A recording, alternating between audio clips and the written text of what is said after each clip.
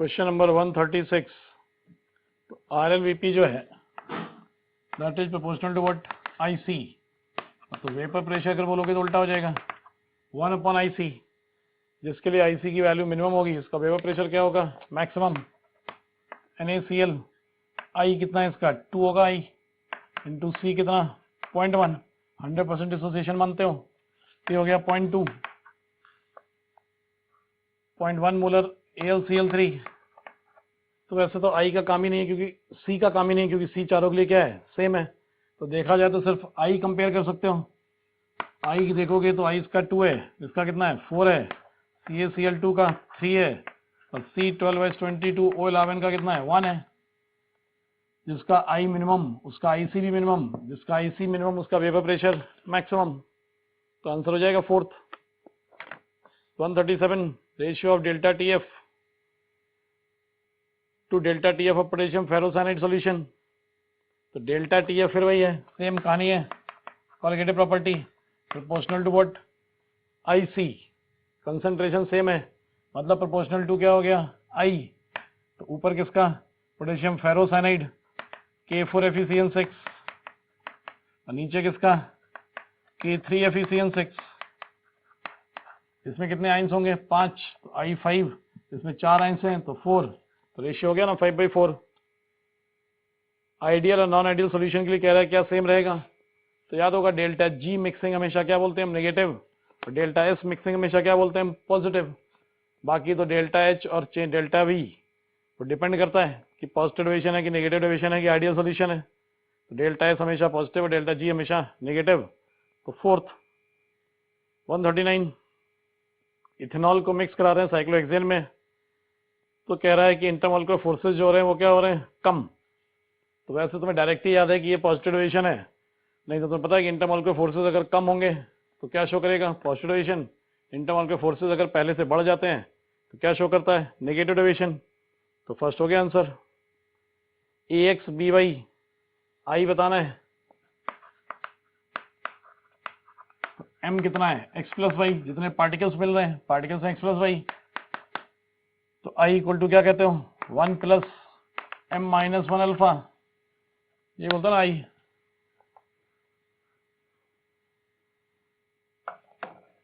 तो I equal to क्या 1 + M कितना X+Y -1 अल्फा। तो अल्फा निकालोगे तो क्या आएगा I-1 / X+Y -1। तो हो गया थर्ड। क्या रिएक्शन है AB + CD AD + CB। तो इनिशियली कितना लिया गया 1 मोल। वॉल्यूम का देखा जाए तो वॉल्यूम कैंसिल हो जाएगा क्योंकि दोनों तरफ कोफिशिएंट सेम है, इसीलिए वॉल्यूम की जरूरत नहीं पड़ेगी। Kc निकालना है तो वॉल्यूम चेंज हो जाएगा, वो कैंसिल हो जाएगा ऊपर नीचे। तो जो मोल है वही डायरेक्ट कंसंट्रेशन माने जा सकते हैं। तो कितना 1 - X X और X 3/4 रिएक्ट कर रहा है, मतलब X कितना दिया है 3/4 और 3/4। इसको सॉल्व कर लोगे वॉल्यूम तो कैंसिल हो गया ना, तो लेने की जरूरत नहीं है। तो Kc आ जाएगा 9 प्रोडक्ट अपॉन रिएक्टेंट करोगे तो 42 log K वर्सेस 1/T। तो log K वर्सेस 1/T का रिलेशन की बात हो रही है।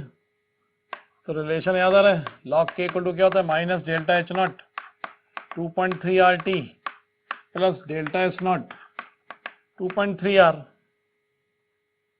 स्लोप 1045 1, स्लोप कितनी है -ΔH0 अपॉन 2.3 R। तो ΔH0 हो गया -2.3 R। कैलोरी में आंसर देना है तो R कितना ले लोगे 2, और 2 रख दोगे तो आंसर क्या आ जाएगा 1। तो बस स्लोप इक्वल करनी थी ΔH0 निकालने के लिए। इनर्ट गैस को कांस्टेंट प्रेशर पर ऐड करते हैं तो हम कहते हैं ना वॉल्यूम बढ़ेगा। कांस्टेंट प्रेशर मतलब मूवेबल पिस्टन, इनर्ट गैस डालोगे तो वॉल्यूम बढ़ेगा। वॉल्यूम बढ़ने पर सबके पार्शियल प्रेशर्स कम होंगे। पार्शियल प्रेशर्स कम होते हैं तो रिएक्शन उस तरफ जाती है जिधर गैस के मोल्स ज्यादा हो। तो गैस के मोल्स किधर ज्यादा है बैकवर्ड डायरेक्शन में। इसका मतलब रिएक्शन किधर शिफ्ट होगी बैकवर्ड, मतलब अमोनिया का प्रोडक्शन क्या हो जाएगा कम। 144 PCl5 gives PCl3 + Cl2।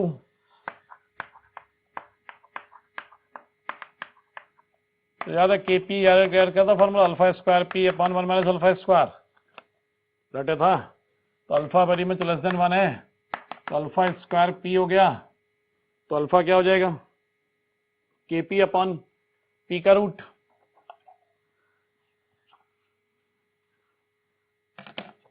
Alpha square हो जाएगा KP upon P, alpha under root KP upon P, तो क्या हो जाएगा, प्रोपोर्शनलिटी बोलना है तो केपी कांस्टेंट कह दोगे, तो 1 अपॉन रूट पी हो जाएगा प्रोपोर्शनलिटी के लिए। 145 pH of water in is 7 at 298 Kelvin, water is heated at 350 Kelvin। तो pH जो होता है, तो याद आ रहा है pKW/2 होता है वाटर के लिए, और यही वैल्यू रूम टेम्परेचर पर कितनी आती है, 7। टेम्परेचर बढ़ता है तो KW बढ़ता है, KW बढ़ता है तो pKW कम होगा, मतलब pH कम होगा, pOH भी कम ही होगा, दोनों बराबर ही होते हैं वाटर के लिए। तो pH और pOH दोनों ही कम होंगे टेम्परेचर बढ़ेगा तो, फोर्थ होगा आंसर। 46 एसिडिक, तो एसिडिक किसकी वजह से होगी, तो पोटाश एलम में क्या है, K2SO4 Al2SO4 whole thrice.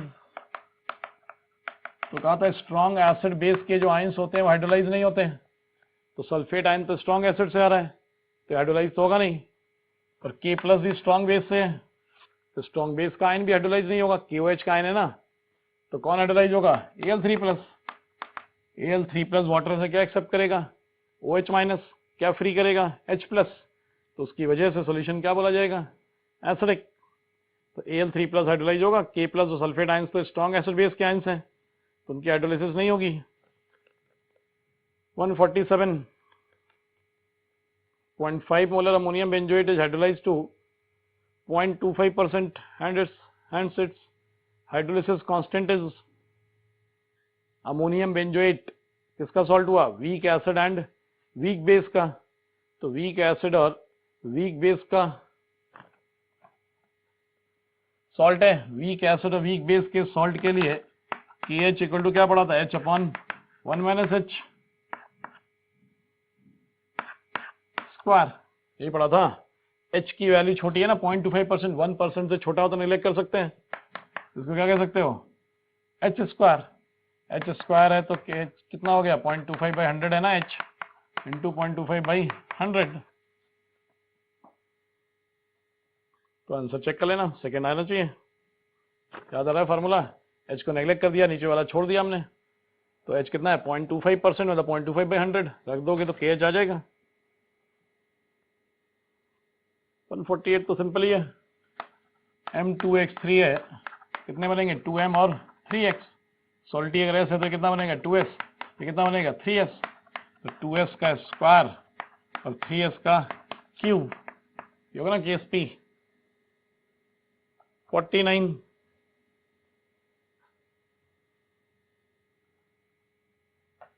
Buffer solution दिख रहा है, एसिड बफर। एसिड बफर में मैंने एक बात स्पेशली बताई थी कि पीएच का फार्मूला तभी लगाना जब पीके की बात हो रही हो, तो यहां पर तो के देकर H प्लस पूछा है, तो इस फार्मूले से अगर जाओगे तो टेंशन बहुत होगी। तो कहा था कि CH3 ClOH का जो डिसोसिएशन है उसी से फार्मूला ड्राइव करवाया था मैंने, याद नहीं आया तो डेरिवेशन देखो। तो कुछ करना ही नहीं था, डायरेक्ट मैंने कहा था इसमें जो डिसोसिएशन कांस्टेंट लिखते हो उसी में ये दो वैल्यूज जो है HA और A माइनस ये पुट कर दो, K पुट कर दो, डायरेक्ट क्या निकल जाएगा H प्लस। तो ऐसे ही डायरेक्ट सॉल्व होना है क्वेश्चन। इस फार्मूले के चक्कर में पढ़ोगे तो लॉग एंटी लॉग निकालते रह जाओगे। तो डायरेक्ट ये दोनों वैल्यूज पुट करो, कंसंट्रेशंस दी हुई ना 0.2 मोलर और 0.1 मोलर, इनको पुट करो, K पुट करो, डायरेक्ट सॉल्व करके क्या निकाल लो H प्लस निकाल लोगे। रख दो वैल्यूज, K कितना है 1.8 इंटू 10⁻⁵, ये ऊपर जाएगा इधर, कितना दिया CH3 ClOH 0.1, ये कितना दिया है 0.2, इसको सॉल्व करो आंसर आ जाएगा। BF3 और हाइड्रोलिसिस फॉर्म्स याद ही करोगे। अच्छा ये HbF4 याद आया, BF3 वैसे हाइड्रोलाइज होता है तो क्या बनता है 3BO3 और HF, तो लिखवाया था मैंने कि HF जो बनता है वो फिर से BF3 से रिएक्ट कर जाता है तो क्या बना देता है HBF4। तो याद आना चाहिए था। ऐसे ही SiF4 में बताया था कि SiF4 पहले वाटर से रिएक्ट करता है तो क्या बनता है SiOH4 प्लस HF, और ये HF फिर से SiF4 से रिएक्ट करके क्या बनाता है H2 SiF6। तो दोनों रिएक्शन याद रखो। तो यहाँ प्रोडक्ट पूछा जाता तो दिस प्लस दिस कहा जाता, इसमें क्या बोला जाएगा H3BO3 plus HBF4। Borax beat test तो तीन तो अमोनियम, तीन तो जो शुरू के हैं वो ट्रांजिशन मेटल सॉल्ट है, वही देंगे ना टेस्ट। एल्यूमिनियम तो कोई कलर वलर देगा ही नहीं, तो जब तक कलर नहीं मिलेगा तब तक हम टेस्ट चेक कैसे करेंगे। 152 GCl2 ज्यादा स्टेबल कौन है जर्मेनियम के लिए +4 कहा था ना, लेड के लिए +2 ज्यादा स्टेबल, बाकी ऊपर वालों के लिए +4 स्टेट ज्यादा स्टेबल। तो सही है ना, +2 इज मोर स्टेबल देन +4। पहले स्टेटमेंट सही हो गया। दूसरा SnO2 इनकरेक्ट पूछा है ना, हाँ तो पहला तो इनकरेक्ट हो गया ना, क्योंकि +2 is less stable, +4 more stable है ना जर्मेनियम की। तो पहला स्टेटमेंट क्या हो गया इनकरेक्ट। SnO2 एम्फोटेरिक करेक्ट है, GO2 एसिडिक करेक्ट है, GCl4 क्या बनाता है तो भी करेक्ट ही है। तो पहला स्टेटमेंट तो डायरेक्ट आंसर दे ही सकते थे। फोर्थ मान लो तुम्हें नहीं भी याद था तो फर्स्ट तो डायरेक्ट याद होना ही चाहिए था। 153 incorrect. Red phosphorus consist of, पता ही होना चाहिए। Nitrogen shows little tendency for catenation because NN bond is very strong. तो गलत हो गया ना, NN बॉन्ड अगर स्ट्रांग होता तो कैटनेशन की टेंडेंसी तो क्या होनी चाहिए थी हाई।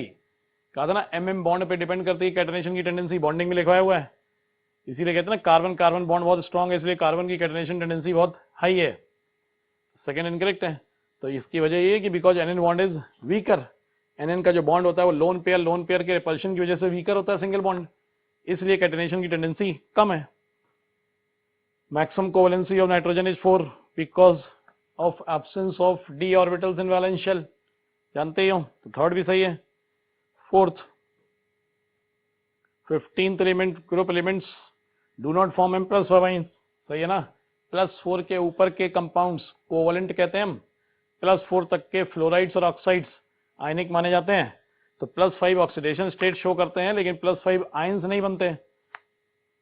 कोवलेंट कंपाउंड में +5 ऑक्सीडेशन स्टेट मिल जाएगी लेकिन M+5 आयंस नहीं बनाते हम। Phosphine is not obtained by the reaction, तो याद ही होनी चाहिए, इसमें कुछ कर तो सकते नहीं। 155 अमोनिया का ऑक्सीडेशन फेमस रिएक्शन है, ammonia + O2 gives NO + H2O, तो याद होनी चाहिए रिएक्शन। डाई बेसिक एसिड पता होना चाहिए। H3PO2 क्या है, मोनोबेसिक है, एक ही OH होता है ना H3PO2 में, H3PO3 में 2 OH होते हैं। H4P2O5 एक ऑक्सीजन बीच में डाल दोगे, एक एक क्या कहा था डबल बॉन्ड लगाना जरूरी है, तो कितने OH लगेंगे 2 OH, सारे ऑक्सीजन पूरे हो गए, तो एक एक क्या जुड़ेगा H, 2 ही OH है, तो डाई बेसिक एसिड है। 57 हेलोजेंस के लिए सब रिएक्शंस हैं। इनकरेक्ट पूछा है तो थर्ड बता दे रहा हूं, उसमें क्यों गलत है। Chlorine reacts with dilute NaOH to give sodium chloride and sodium chlorate, तो गलत है ना। कंसंट्रेटेड के साथ और हॉट के साथ देता है क्लोरेट, और डाइल्यूट और कोल्ड के साथ क्या देता है सोडियम क्लोराइड NaCl, मतलब Cl- और ClO-, हाइपोक्लोराइट। तो NaClO और NaCl बनेगा डाइल्यूट के साथ, इसने लिखा क्लोरेट, तो गलत है इसलिए। मिक्स्ड एनहाइड्राइड ClO3 में क्लोरीन क्या है +6, तो कहा था ना 2 बनेंगे, एक +3 का और एक +5 का, मतलब HClO2 और HCl +6 है ना, एक कम वाला और एक ज्यादा वाला, +5 और +7 मतलब HClO3 और HClO4। तो इन दोनों का क्या होगा मिक्स्ड एनहाइड्राइड, सब लिखवाया हुआ as it is. 159 300 millilitre of a gas at 27 degree Celsius is cooled to, simple है, टेम्परेचर चेंज हो रहा है, वॉल्यूम चेंज पूछ रहा है, तो V1/T1 equal to V2/T2। V1 कितना ले लूं, परसेंटेज 100 ले लूं, 300 लेने की जरूरत नहीं है। परसेंटेज में बात हो रही है तो इनिशियल वॉल्यूम को 100 मान लिया करो अपने आप, दिया भी है तो भी कोई काम नहीं उसका। T1 कितना है 300, V2 निकाल लो, T2 कितना है 270, तो V2 हो गया ना 90, पहले कितना था 100, अब कितना हो गया 90, मतलब 10% क्या हो गया डिक्रीज। डेंसिटी ऑफ मीथेन निकालना है। तो PM equal to rho R T होता है, तो रो इक्वल टू क्या, पीएम अपॉन आर टी। बस वैल्यूज ध्यान से यूनिट के साथ पुट करनी है। तो पी ग्राम पर सीसी में चाहिए, तो अगर डायरेक्ट यूनिट पे नजर रखना है तो पी कितना रखो एटीएम में, मोलर मास ग्राम, ग्राम में चाहिए ना यूनिट, तो ग्राम में रख दिया मोलर मास 16 ग्राम। आर, अब अगर तुम्हें डायरेक्ट तुम्हें पता चाहिए कि ग्राम पर सीसी ही चाहिए, तो आर को तुम्हें जो याद होता है वो 0.082 लीटर एटीएम में याद होता है। तो इसको किसमें कर दो, 0.082 इंटू 10⁻³ कर दो, तो सीसी एटीएम हो जाएगा। तो यूनिट जो आ जाएगी वो क्या निकल के आ जाएगी, ग्राम पर सीसी। 0.082 इंटू 10⁻³ इंटू टी कितना, जो भी दिया हुआ हो, 250 डिग्री सेल्सियस है ना, तो इसको केल्विन में कन्वर्ट करके रखोगे, कितना आएगा 250 डिग्री सेल्सियस, 250 523, तो 523 केल्विन। इसको सॉल्व करो, आंसर हो जाएगा। यूनिट समझ में आ रहा है। अगर मैं इतना रख देता तो फिर ग्राम पर लीटर में आता, ग्राम पर लीटर को ग्राम पर सीसी बनाने के लिए फिर से 1000 से डिवाइड करते हैं। तो तुम्हारे हाथ में है, तुम अगर इसको 0.082 रखते हो तो पहले ग्राम पर लीटर आएगा, ग्राम पर लीटर को फिर 1000 से डिवाइड करोगे तो ग्राम पर सीसी बनेगा। डायरेक्ट आर को सीसी एटीएम में रख दोगे तो प्रेशर की यूनिट भी मैच हो गई, एटीएम 6 एटीएम था, और सीसी की यूनिट डेंसिटी भी मैच हो गई। तो ऐसे कर सकते हो। जेड ग्रेटर देन 1 मतलब आइडियल गैस क्या शो कर रही है, positive division. Non ideal gas क्या शो कर रही है, पॉजिटिव डिवीजन। इसका मतलब कौन से फोर्सेस वर्किंग बोले जाते हैं, रिपल्सिव, मतलब फर्स्ट सही है। Second obviously PVM greater than RT and PM less than rho RT, पहला वाला सही है, पीवीएम ग्रेटर देन आरटी, लेकिन PM equal to rho RT जो कहते हो, तो PM less than rho RT होना चाहिए ना, गलत है ना ये। तो क्या होना चाहिए था पॉजिटिव डिवीजन के लिए, PM greater than rho RT. तो जैसे पीवी ग्रेटर देन आरटी वैसे ही PM greater than rho RT, तो PM less than rho RT लिखा है इसलिए गलत है। वंडरवॉल इक्वेशन, पॉजिटिव डिवीजन जब डोमिनेट करता है तो वंडरवॉल इक्वेशन यही निकल के आते हैं, Z equal to 1 plus PB by R T. याद आ रहा है, चलो बता देता हूँ एक बार फिर से। क्या कहते थे, V P plus A N square by V square, V minus N B equal to N R T. क्या कहा था मैंने, इसको छोड़ दो। पॉजिटिव डिवीजन के केस में अट्रैक्टिव फोर्सेस को कैंसिल करते हो ना, रिपल्सिव फोर्सेस डोमिनेटिंग होते हैं, तो इसको छोड़ के इसको कंसीडर करते हो, तो PB minus P N B equal to NRT, NRT से डिवाइड करोगे, PB upon NRT minus PB upon RT equal to 1, ये क्या हो गया जेड, तो जेड इक्वल टू हो जाएगा ना 1 plus PB by R T. तो पॉजिटिव डिवीजन के लिए छोड़ते हो, नेगेटिव डिवीजन के लिए छोड़ते हो। 4 सही है। ट्रू फॉल्स स्टेटमेंट चेक करने हैं। Below inversion temperature cooling effect is observed in Joule Thomson effect, ये कह रहा है, तो सही है। बिलो इन्वर्जन टेम्परेचर कौन से फोर्सेस डोमिनेट करते हैं, अट्रैक्टिव, तो कूलिंग इफेक्ट इज ऑब्जर्व्ड, तो सही है। अट्रैक्टिव फोर्सेस डोमिनेट करते हैं तो कूलिंग इफेक्ट आता है, रिपल्सिव फोर्सेस डोमिनेट करते हैं तो हीटिंग। एट इन्वर्जन टेम्परेचर कोई फोर्स नहीं लग रहा होता है तो जूल थॉमसन इफेक्ट ऑब्जर्व नहीं होता है, तो फर्स्ट करेक्ट है। Minimum temperature at which A gas can be liquefied is called critical temperature, सही है, गलत हो गया ना तो। Maximum temperature at which gas can be liquefied, gas को लिक्विफाई कर सकते हो या तो एट क्रिटिकल टेम्परेचर या बिलो क्रिटिकल टेम्परेचर। तो below critical temperature gas liquefy होती है, मतलब that is the maximum temperature at which gas can be liquefied, तो गलत हो गया सेकंड स्टेटमेंट। थर्ड सही है, डेफिनेशन ही है, याद होनी चाहिए। Fourth, an ideal gas can be liquefied below, fourth सही है। सेकंड जब गलत बोला था इसीलिए बोला था कि बिलो क्रिटिकल टेम्परेचर लिक्विफाई होती है।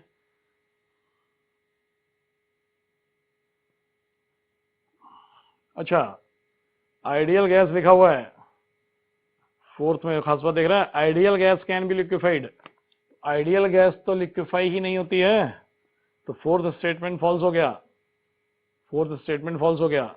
वो तो कोई इसमें कोई ऑप्शन नहीं है टीएफटीटी, अगर टीएफटीटी ऑप्शन होता तो फिर टीएफटीटी कर देते तुम बिना ध्यान दिए कि आइडियल गैस लिखा हुआ है, जैसे कि मैंने ध्यान नहीं दिया। तो आइडियल गैस जो है वो तो लिक्विफाई नहीं होगी, तो टीएफ होगा आंसर।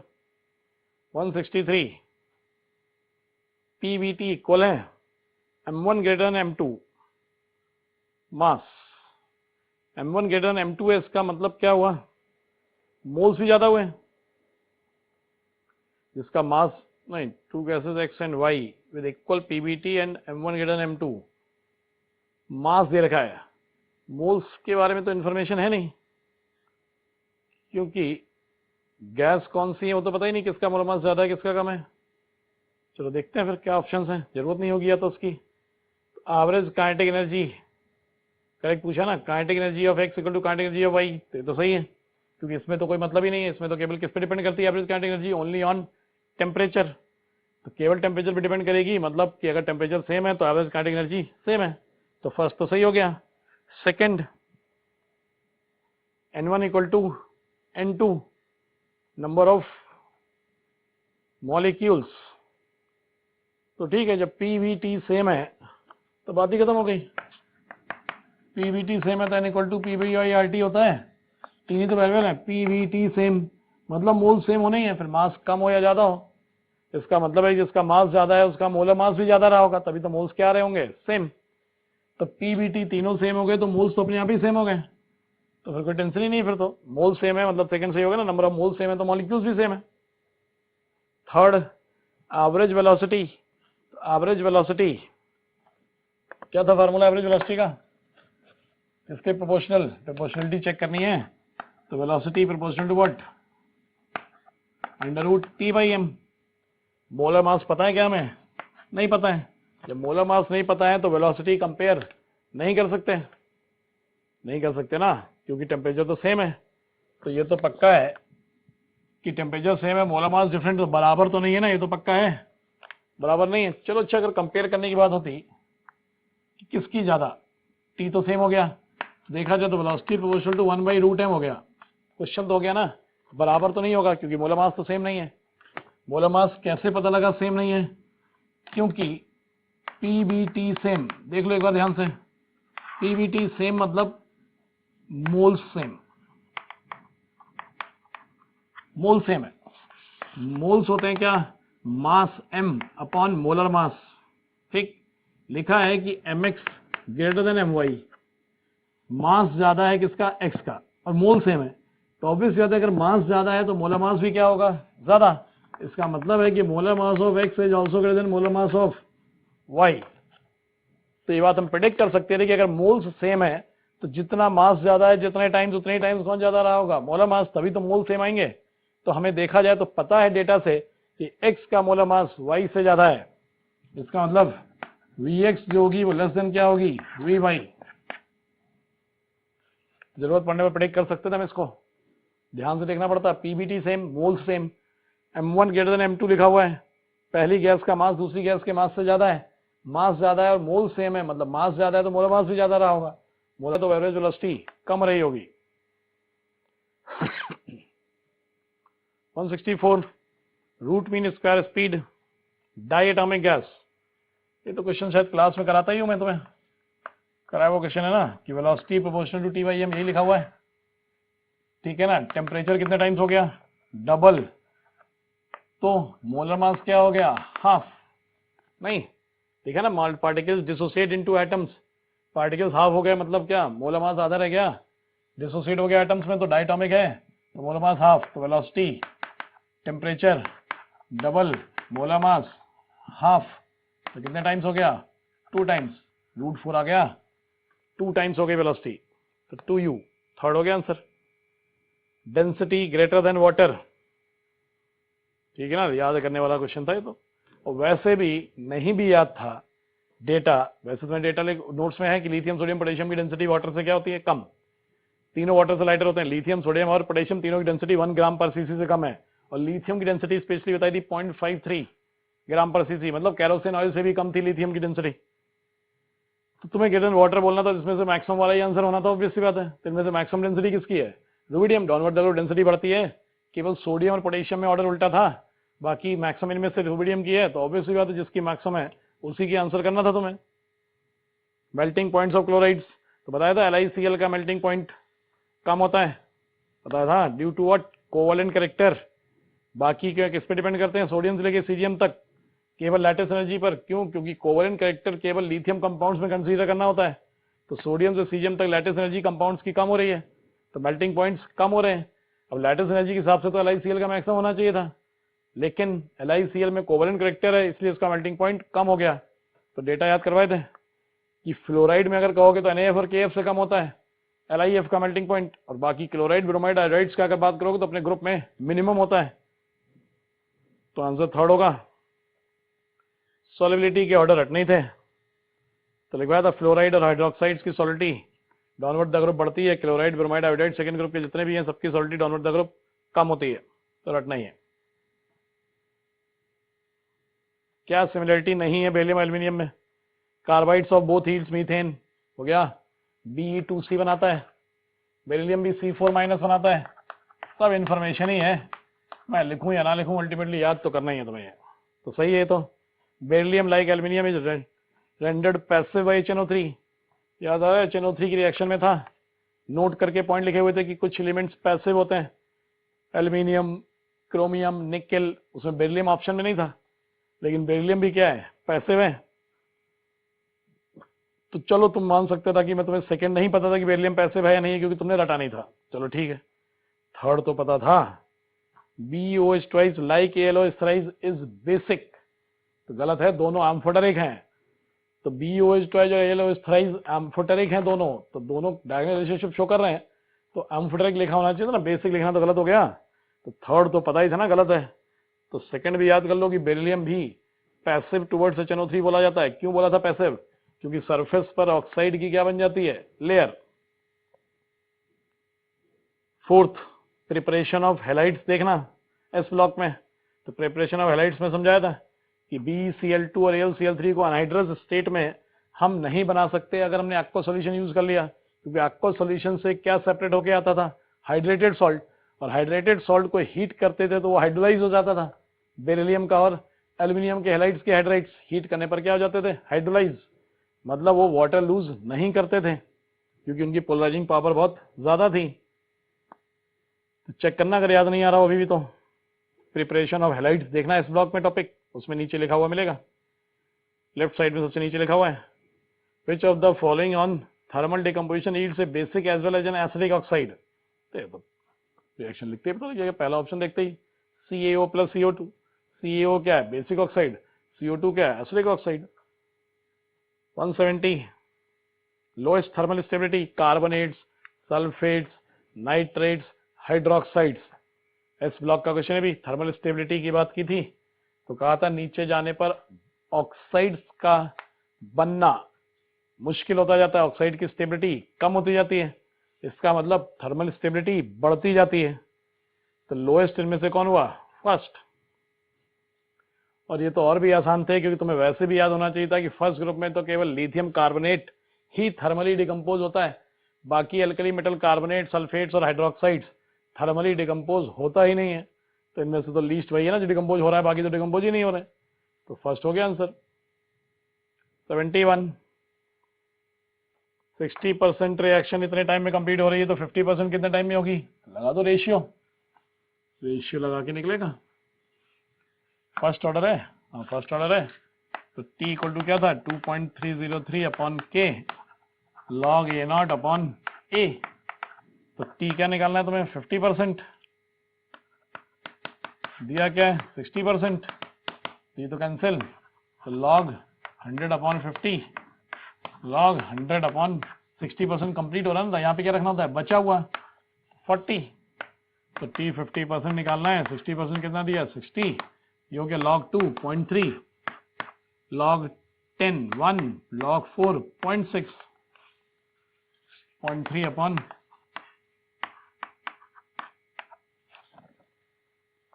0.4। ठीक है, तो ये हो गया आंसर आ जाएगा first. 172, variation of the rate constant K with temperature as given below. तो ठीक है, तो डायरेक्ट चेक कर ही सकते हो, K का स्ट्रेट लाइन तो नहीं हो सकता था, वो तो log K वर्सेस 1/T होता है स्ट्रेट लाइन। इतना बुद्धि लगा लेते हैं कि log K versus 1/T straight line होता है, log का तो K का कर्व तो नहीं हो सकता, K का तो एक्सपोनेंशियल होता है। ये है K और T एक्सपोनेंशियल में आ रहा है, तो स्ट्रेट लाइन तो नहीं होना था, तो थर्ड, सेकंड और फोर्थ नहीं होने थे। अब रही बात फर्स्ट और थर्ड में, तो टेम्परेचर बढ़ने पर K बढ़ेगा या कम, तो T बढ़ने पर रेट कांस्टेंट हमेशा बढ़ता है, इसका मतलब पहले कर में ऊपर जाता हुआ दिख रहा है, तो आंसर क्या आना था? फर्स्ट। लॉजिकल था, तुम्हें कोई एक्सपोनेंशियल कर पढ़ने तो होते नहीं, लॉजिकली आंसर टिक कर सकते थे फर्स्ट। 173 मैकेनिज्म दी हुई है, रेट ला बताना है, सिंपल क्वेश्चन है। पहला स्टेप है स्लो, ज्यादा ही घटिया है क्या? हम पहला स्टेप स्लो, तो आर इक्वल टू सीधे क्या, ए की पावर 1 और बी की पावर 1, तो हो गया second answer. Rate constant 200 kelvin 10 times less, मतलब कितना हो गया? 1/10 टाइम्स। 10 टाइम्स, टाइम्स में जब भी दिया होता है तो क्या लेस दिया तो अपॉन कर दिया करो, और अगर क्या दिया हो, मोर दिया हो तो 10 टाइम्स डायरेक्ट कर दिया करो। 10 टाइम्स लेस कह रहा है मतलब क्या? 1/10 टाइम्स। तो क्या दिया हुआ है तुम्हें? K1 इक्वल टू K2/10 दिया हुआ है, मतलब K2/K1 इक्वल टू 10 दिया है, तो सीधे फार्मूला है log K2/K1 E upon 2.3R 1/T1 minus 1/T2। तो K2/K1 कितना दिया है? 10, तो log 10 कितना? 1। E निकालना है, वैल्यूज पुट करो, सॉल्व करो, तुम्हारा काम है। 2.3 R की फॉर्म में आंसर लो, और भी आसान हो गया। 1/T1 कितना? 200 माइनस 1/T2 कितना? 400। तो E/2.3R ये तो 1 है, तो 200 इंटू 400, 400 माइनस 200 कितना? 200। तो ये हो गया 400 इंटू 2.3R। सॉल्व कर लेना भाई, सेकंड आ जाएगा आंसर। कैलकुलेशन ही करनी होती है, मैं बता आर्डिनेस इक्वेशन में कहानी कैलकुलेशन ही होती है, क्वेश्चन तो डायरेक्ट ही आते हैं जब भी आते हैं। रिएक्शन क्या दी है तुम्हें? एक्सो या एंडो?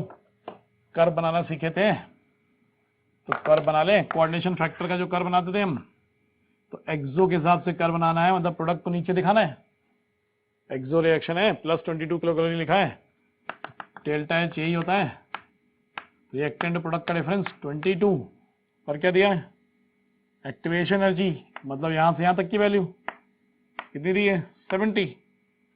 रिएक्टेंट्स को मैक्सिमम तक ले जाने के लिए जो एनर्जी चाहिए होती है, एक्स्ट्रा एनर्जी, उसे कहते हैं ना एक्टिवेशन एनर्जी। तो बैकवर्ड रिएक्शन की एक्टिवेशन एनर्जी यहां से यहां तक हो गई, प्रोडक्ट से लेकर मैक्सिमम तक, तो ये 70 है, 22 है कितना? 92। लाइंस बना के डायरेक्ट ऐड सब्ट्रैक्ट करना होता है। 76 एज इट इज पूछा क्वेश्चन है नीट का, घटिया टाइप क्वेश्चन है, बस ऑब्जर्वेशन ध्यान से, रिप्रेजेंटेशन क्वेश्चन का थोड़ा अच्छा है, जो क्वेश्चन देख के डर जाएगा उससे नहीं होगा, वरना तो बहुत जरा सा क्वेश्चन है। देखो फर्स्ट और सेकंड में अगर देखोगे तो CH3CO की कंसंट्रेशन कांस्टेंट, H प्लस की कंसंट्रेशन कांस्टेंट दिख रही है, Br2 की कंसंट्रेशन चेंज हुई, और जो रेट ऑफ डिसएपरेंस कह लो वो चेंज नहीं हुआ। Br2 की कंसंट्रेशन चेंज हुई और रेट चेंज नहीं हुआ, मतलब Br2 के रिस्पेक्ट में ऑर्डर 0, मतलब Br2 रेट लॉ में नहीं आएगा। केवल एक ही ऑप्शन दिया था जिसमें Br2 रेट लॉ में नहीं था, मतलब डायरेक्ट आंसर क्या होना था? फोर्थ। बस इतना ही था क्वेश्चन, कोई मेहनत तो तुम्हें इसके अलावा करनी ही नहीं थी कुछ भी किसी क्वेश्चन में, इस क्वेश्चन में समझ में आ गया। बाकियों को चेक करना है तो सेकंड और थर्ड देखो, ऐसे टाइम पास के लिए चेक कर लेते हैं। सेकंड और थर्ड में देखते हैं, तो एसीटोन का कांस्टेंट, Br2 का कांस्टेंट, H प्लस की कंसंट्रेशन कितने टाइम्स हुई? डबल हुई, 0.05 से 0.1 कितने टाइम्स हुई? 2 टाइम्स। तो जो रेट है वो अप्रोक्सीमेटली चलेगा, तो कितने टाइम्स हुआ? 2 टाइम्स। पावर सही कर लेना, पहले में 5.7 इंटू 10⁻5 है, थर्ड वाले में 1.2 इंटू 10⁻4, मतलब 12 इंटू 10⁻5, तो अप्रोक्सीमेटली डबल कह सकते हो। तो इसका मतलब क्या? कंसंट्रेशन H प्लस की डबल, रेट भी डबल, मतलब H प्लस की पावर 1, तो H प्लस की पावर 1 है, देख लो फोर्थ में, है ना। अब अगर तुम्हें देखना है क्या, किसका? CH3CO का, तो CH3CO अगर देखना है तो CH3CO के लिए थर्ड और फोर्थ देख लो, थर्ड से फोर्थ में CH3CO क्या हो रहा है? चेंज। देखो थोड़ी मेहनत करनी पड़ेगी, क्योंकि 0.3 से 0.4 टाइम्स देखना पड़ेगा, तो थोड़ा मेहनत करने वाला था क्वेश्चन था। चलो बता देता हूं, अगर करना पड़ता तो, यहाँ तो करना ही नहीं था, यहाँ तो आंसर डायरेक्ट हो ही गया था Br2 देखते ही, लेकिन जो करने बैठ जाते हैं उनको मेहनत करनी पड़ती है, फिर कोई फायदा थोड़ी होता है फिर उसका। 0.3 से 0.4, 0.1 से 0.05, ये तो बेकार हो गया, क्योंकि इसकी कंसंट्रेशन कोई इफेक्ट पड़ ही नहीं रहा। H प्लस कहोगे तो 0.1 से 0.2, ये है 1.2 इंटू 10⁻⁴ और ये है 3.1 इंटू 10⁻⁴, ये है ना। तो मैंने कहा था कि अगर एक के रिस्पेक्ट में ऑर्डर पता लग चुका है, इसका पता लग चुका था, तो मैं कितना ऑर्डर है इसका 1, इसका मतलब ये डबल हुआ तो ये क्या होना चाहिए, डबल, मतलब कितना टाइम्स 2.4 होना चाहिए। 10⁻⁴ तो सेम ही है ना, पावर मैं नहीं देख रहा हूँ, फिर सेम है। समझ में मैंने क्या किया, ये डबल हुआ तो इसकी पावर 1h प्लस की, तो इसके डबल होने से रेट क्या होना चाहिए था, डबल। तो मतलब 1.2 से कितना होना चाहिए था, 2.4, मतलब 2.4 से 3.1 किसकी वजह से हुआ ये 2.4 से 3.1 किसकी वजह से हुआ, इसका मतलब इसकी वजह से। अब ये कितने टाइम्स हुआ, 4/3 टाइम्स, यहां से यहां ये कितने टाइम्स हुआ, 4/3 टाइम्स। टाइम्स का मतलब समझ में आता कैसे चेक करते हैं, फाइनल अपॉन इनिशियल, 0.4/0.3, 4/3 टाइम्स। यहां से यहां कितने टाइम्स, 3.1 अपॉन 2.4 करोगे तो कितना 4/3 अप्रोक्सीमेट, 8 3 जा 24, 8 4 जा 32, ये भी तो अप्रोक्सीमेट ही था, ये अप्रोक्सीमेट ही है। एग्जैक्ट निकालने बैठोगे नहीं आएगा भाई, मैं कह रहा हूँ कि अगर इस क्वेश्चन को करने बैठते तो कंफ्यूजन बहुत होता। तो अप्रोक्सीमेट है तो ये 4/3 टाइम्स है, ये भी 4/3 टाइम्स है, इसका मतलब इसके रिस्पेक्ट में भी ऑर्डर कितना है, 1 है, तो आंसर 4th है। सब डायरेक्ट क्वेश्चन आ गए। 177 hydrogen combines with other elements by, तो 4th होगा, लूजिंग गेनिंग और शेयरिंग कैसे भी कर सकता है, H प्लस भी बनाता है, H माइनस भी बनाता है, ठीक है ना। कोवेलेंट बॉन्ड तो बनाते ही है, दोनों बना सकता है, नॉन मेटल के साथ कोवेलेंट बना सकता है, मेटल के साथ प्लस और माइनस दोनों आयन बना सकता है। टेम्पररी हार्डनेस में भी remove from water by adding, पढ़े थे ना क्लार्क्स प्रोसेस, क्लार्क्स प्रोसेस में ऐड करते हैं ना COH twice. Correct statement for heavy water 179, select the correct statement for heavy water, less denser then common water, तो ऑब्वियसली क्या गलती है, मास ज्यादा है, डेंसिटी ज्यादा होती है हैवी वाटर की। It is an oxide of deuterium, correct है ही, ड्यूटेरियम का ऑक्साइड होता है हैवी वाटर, सिंपल क्वेश्चन था इसका मतलब, ये तो बाकी ऑप्शन बेकार ही होगा फिर तो। It has more dissociation constant, ज्यादा कम होता है हैवी वाटर, मतलब D के साथ बॉन्ड स्ट्रॉन्गर होगा, स्ट्रॉन्गर होगा मतलब डिसोसिएशन की टेंडेंसी कम है, डिसोसिएशन कांस्टेंट कम होगा। लेस एंथैल्पी ऑफ वेपराइजेशन गलत हो गया, क्योंकि क्या इंटरमॉलिक्यूलर फोर्सेस D2O में ज्यादा होंगे तो एंथैल्पी ऑफ वेपराइजेशन भी ज्यादा होगा, एंथैल्पी ऑफ वेपराइजेशन बताया था ना इंटरमॉलिक्यूलर फोर्सेस के proportional. 180 last question, a dilute solution of H2O2 is labeled as 20 volume, its percentage strength, direct तरीका बताया था कि 10 वॉल्यूम अप्रोक्स कितना होता है 3%, 20 वॉल्यूम कितना हो गया 6%, सीधे आंसर दे सकते थे, डायरेक्ट कर लोगे तो बस डन।